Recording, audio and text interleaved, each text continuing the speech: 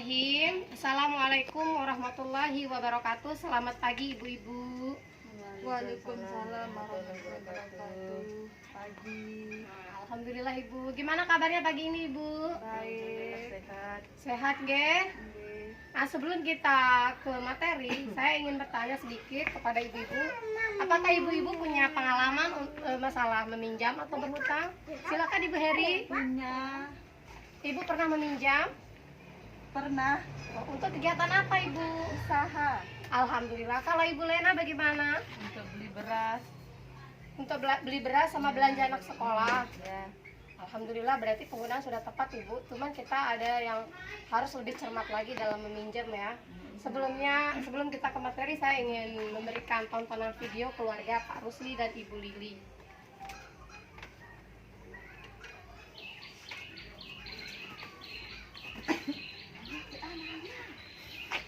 Sekarang sedikit lah.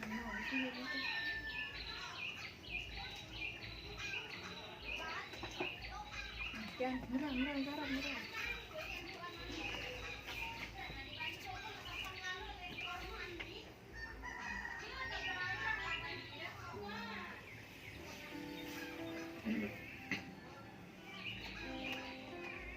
Untung saja kita punya kartu Jempesmas ya nak. Jadi biaya rumah sakit bisa gratis. Ada obat tambahan yang tidak ditanggung Jamkesmas, Bu. Harus kita tebus sendiri. Harganya 400.000 lebih. Hah? Ongkos untuk bawa Agus ke sini juga belum dibayar. Kalau dijumlah semuanya jadi 500 ribuan, Pak. Ya Tuhan, dari mana kita dapat uang sebanyak itu? Apa kita tidak punya tabungan, Bu? Tidak ada, Pak. Tabungan ibu di arisan nggak sampai 50 ribu. Tabungan Dewi di sekolah baru habis dipakai bayar uang ujian. Sepertinya kita terpaksa berhutang, Pak.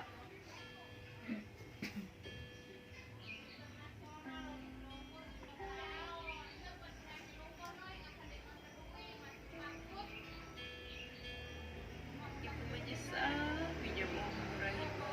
Utang kita yang 500 ribu udah ibu bayar 100 ribu bulan lalu. Tapi kita masih harus store 500 ribu lagi dalam 5 bulan ini. Padahal waktu menyerahkan uangnya, Bu Raiba sudah langsung memotong 50 ribu. Utang kita jadi banyak sekali. Dari mana kakak sumbernya? Itu pasti Pak Ceti, Pak. Dia pasti nagih utang juga. Berapa utang kita ke Pak Ceti? Cuma 100 ribu, Pak, untuk bayar cicilan utang ke Bu Raiba. Tapi harus lunas dalam 7 minggu. Dan ibu harus store 20 ribu setiap minggunya. Ibu belum bayar minggu lalu.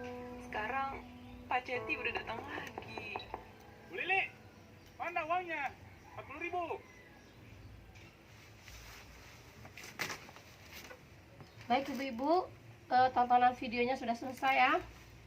Nah, saya ingin tanyakan, kira-kira dari video itu apa hikmah yang bisa kita ambil mulai dari Ibu Lena? Dari film yang tadi, apa hikmah yang bisa kita ambil? Pertama, kita bisa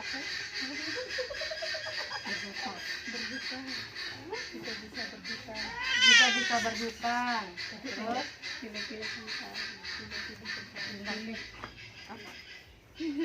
pilih tempat. Ya, harus pilih-pilih tempat ibu ya. Iya. Tidak sembarangan minjam sana sini bu ya, supaya tidak terlilit hutang. Coba Ibu Heri, apa maksud dari film yang tadi ibu? Kita harus berhutang di tempat yang tepat. Baik ibu-ibu ya. Kesimpulannya dari film keluarga Ibu Lili yang mengalami masalah keuangan tadi, kita bisa ambil kesimpulan. Jika kita tidak rutin menabung dan tidak dapat mengendalikan pengeluaran, maka kita akan lebih sering berhutang dan akan menimbulkan masalah yang cukup besar dengan berhutang, gali lubang tutup lubang ibu ya. Jadi harus cermat dan betul-betul tepat dan pilih-pilih tempat kita meminjam ya. Bisa saya minta tolong kepada Ibu Lena dulu untuk membacakan cerita Ibu Lili ini ya. Ini jawabannya, ini pertanyaannya, nanti Ibu Heri jawab yang ini ya, bergiliran.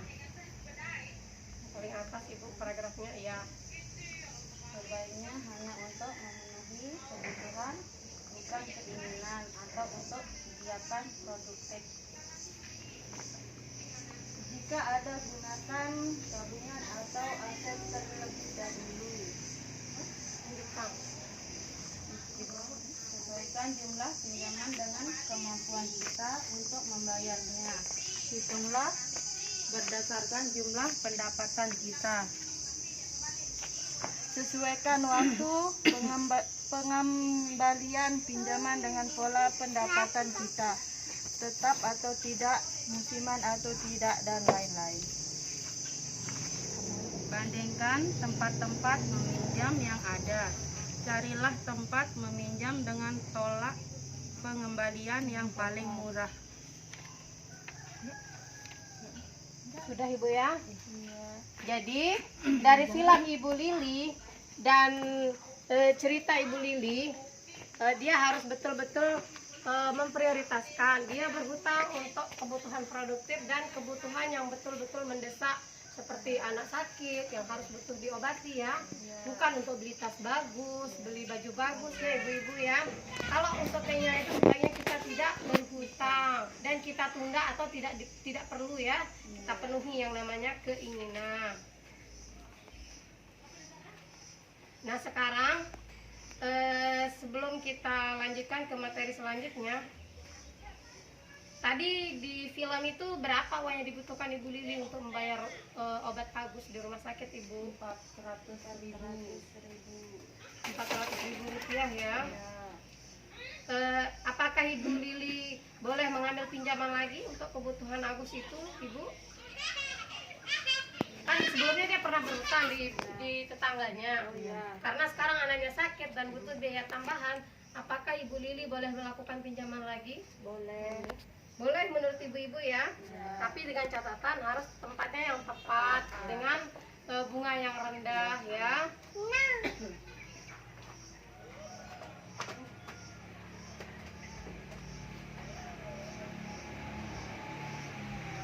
Nah menurut ibu-ibu, kira-kira ini bisa dibantu ya, saya membaca ya, bacakan ini Ibu. Di sini tentukan jawabannya. Saya bacakan ya, nanti Ibu yang pilih jawabannya ya.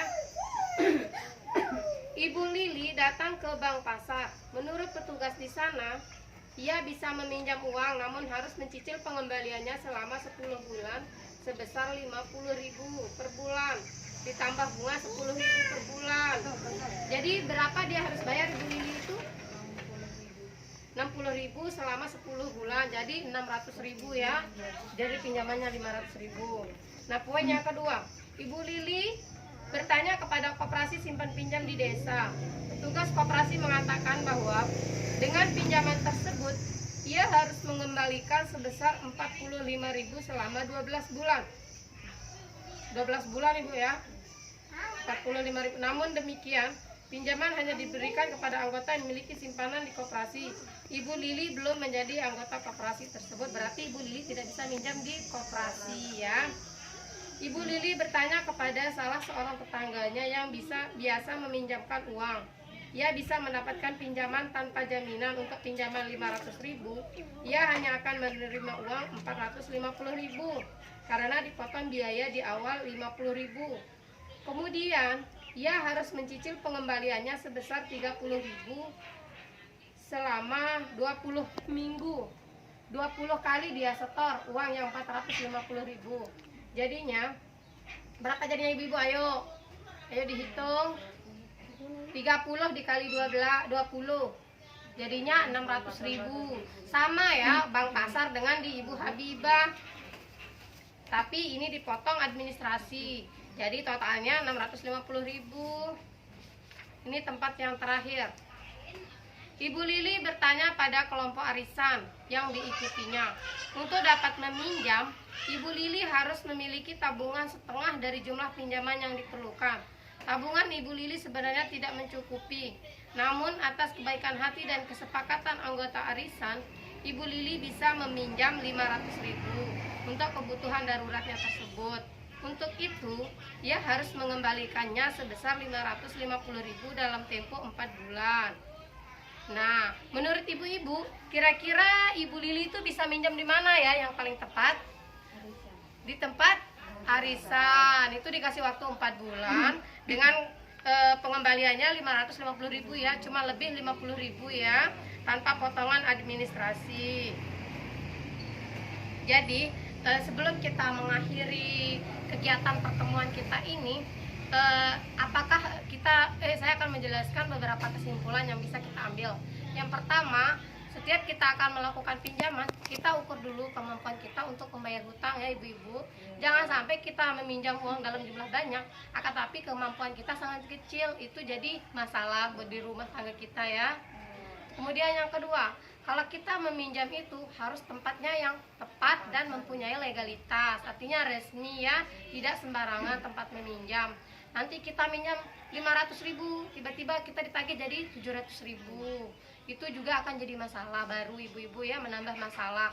Kemudian yang terakhir, yang ketiga, kalau tidak betul-betul kita butuhkan untuk berhutang, sebaiknya kita hindari berhutang ibu-ibu ya kalau bisa, kecuali betul-betul mendesak ya, dan untuk kebutuhan sehari-hari yang apabila kita tidak berhutang maka kehidupan keluarga kita akan terganggu, itu baru boleh, tapi betul-betul harus cermat dalam meminjam ibu-ibu ya.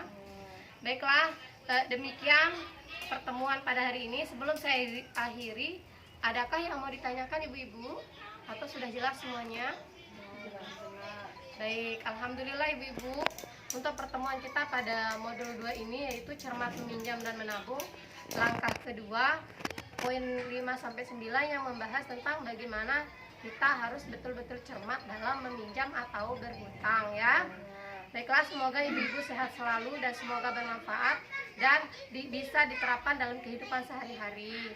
Saya ucapkan terima kasih atas waktu dan kesempatannya. Sekian. Assalamualaikum warahmatullahi wabarakatuh.